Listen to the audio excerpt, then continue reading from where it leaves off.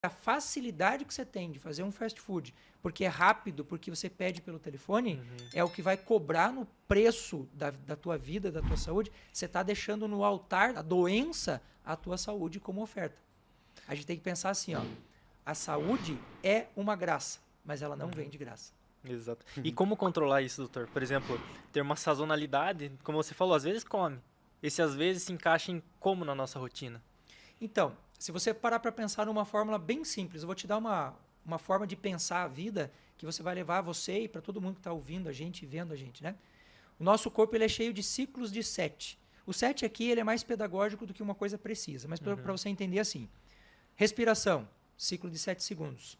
Se você for pegar o próximo ciclo, 7 minutos, que é o ciclo da glicose. Aí você tem 7 horas, que é o ciclo dos hormônios. Aí você tem 7 dias, 7 semanas, 7 meses e 7 anos. Se você olhar aqui, deu 7, 7, que a gente chama de 7 por 7.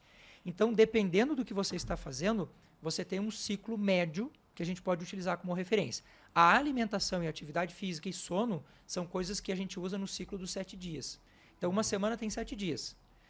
Aristóteles, o filósofo, já falava há 2.500 anos atrás que tudo aquilo que você mais faz durante uma semana tornar-se-á a sua virtude. Então pensa assim, ó, se eu tenho uma semana de 7 dias e 4 dias por semana eu estou metendo o pé na jaca, a tua chance de ir para o buraco é muito rápido e muito certo. Atividade física. Eu faço 3 vezes por semana. A chance que você tem de odiar a atividade física é enorme. Por quê? Porque você passou 4 dias não fazendo. Então o que eu falo para os meus pacientes? Olha para a semana de 7 dias e pensa, nesses 7 dias, o que eu estou fazendo mais e o que eu estou fazendo menos. E aí você tem que começar a buscar a referência do que você quer com virtude para a sua vida. Para encontrar equilíbrio. Equilíbrio é uma palavra perigosa. Por que é perigosa? Porque a partir do equilíbrio, a gente pode começar a flexibilizar algumas coisas. Por exemplo, açúcar refinado. Eu sou absolutamente contra. É uma das piores coisas que o ser humano já criou. Chama-se açúcar refinado. Tem um Reels dele bombando. E quando as pessoas me falam assim, doutor, mas a gente tem que ter um equilíbrio no consumo do açúcar. Eu pergunto para você me responder agora. Qual é a dose tolerável que o ser humano tem de consumo de veneno por dia? Zero. Qual é a dose que você tem de consumo de tempero pronto? Sabe aquele tempero que tem uma mensagem assim do tipo... use amor na sua vida, tempere a sua vida com amor. Com eu vou falar uma coisa aqui galinha. para você que eu quero que você leve para sua vida e você que está me vendo também. Se você se ama, se você ama o seu filho, se você ama a vida, você vai jogar essa porcaria fora. Porque ela inflama o teu cérebro, ela diminui a capacidade que você tem de regenerar o teu cérebro, porque a gente hoje já sabe que algumas estruturas são refeitas a partir de uma substância chamada BDNF, que é fator neurotrófico derivado do cérebro. Cara, eu não sei se você acredita em Deus, mas não tem como você ser cientista e acreditar que tudo isso é aleatório. Ou seja, você está ferrando a tua vida porque você está comendo mal e o teu corpo tem um mecanismo de defesa chamado BDNF que recupera o teu cérebro. Mas para ele funcionar, você tem que fazer atividade física. Você entende o buraco que as pessoas vão se metendo? Com certeza. Aí o cara come mal, dorme mal, não se exercita, aí ele bate na minha porta e fala, tem um remédio? Não tem. Tem uma fórmula mágica? Preciso resolver minha vida. A vida ela tem 2 filas. A fila do milagre e a fila em que você tem que trabalhar e transpirar para chegar naquilo que você quer. A fila do milagre sempre vence. Ela sempre está cheia de gente. Pensando nisso, doutor, a gente hoje busca muito prazer e recompensa muito rápido. Só que acredito que hoje o problema é muito assim, né? A gente quer retorno com um prazo muito curto, né? Acredito que, de certa forma, o cérebro acaba entendendo isso como uma coisa, por mais que ela seja destrutiva, mas acaba entendendo como o caminho mais fácil do milagre, né? Eu acredito que se deve entender muita gente assim, né, professor? Vou te falar uma frase que você vai gravar pro restante da sua vida. Quando a sua motivação não aguenta, é a disciplina que sustenta. Por que é importante a gente entender isso? Porque a mecânica do cérebro, ela depende muito do que está regando aquele cérebro naquele momento em termos de neurotransmissor. Então, existe um neurotransmissor chamado dopamina.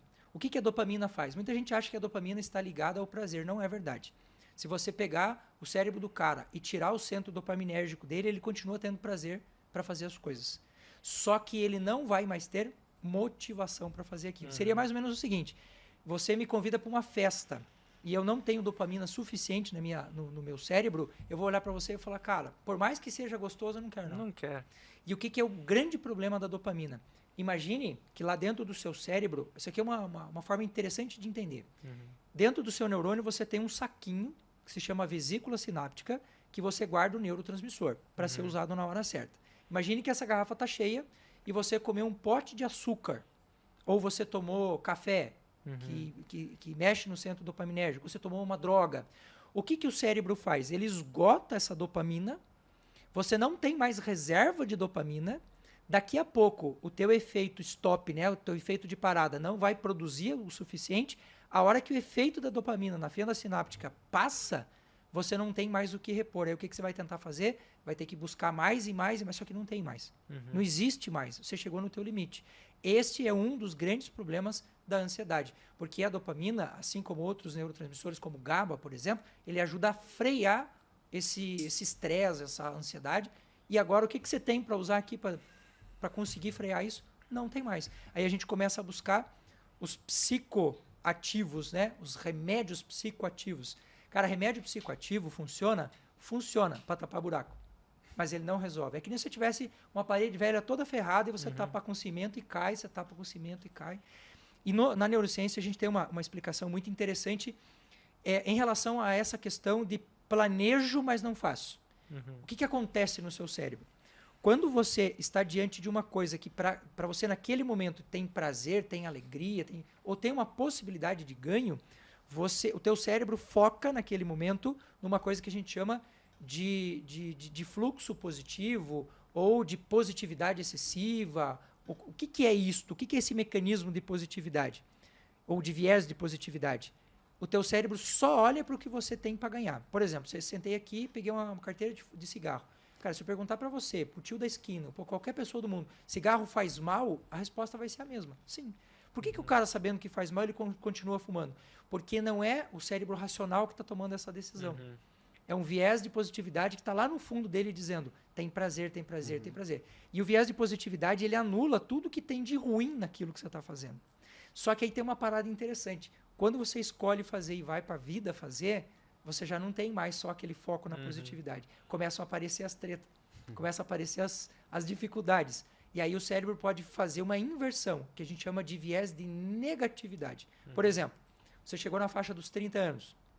Na faixa dos 30 anos é muito clássico ter uma intensificação dessa lógica do viés de negatividade. Você começa a olhar para o teu passado e pensa, será que eu fiz certo? Será que a profissão é essa? Será que o casamento é esse? E esse conceito é um conceito trabalhado por um filósofo chamado Kierkegaard, que chama isso de angústia. Então, eu sempre falo para as pessoas, e é uma frase super legal, tipo, eu gosto de chamar isso de código de inteligência. O código de inteligência diz assim, ó, lembre que toda vez que você está planejando, você está tomando água. Está consciente e lúcido. Mas na hora que você vai executar, você tomou uma garrafa de vinho, você está bêbado. Por isso que a gente tem que ter planejamento, execução, planejamento. E aí, volto a repetir a frase que eu te disse antes. Quando a sua motivação não aguenta, é a disciplina que te sustenta. Aí você faz alguma coisa.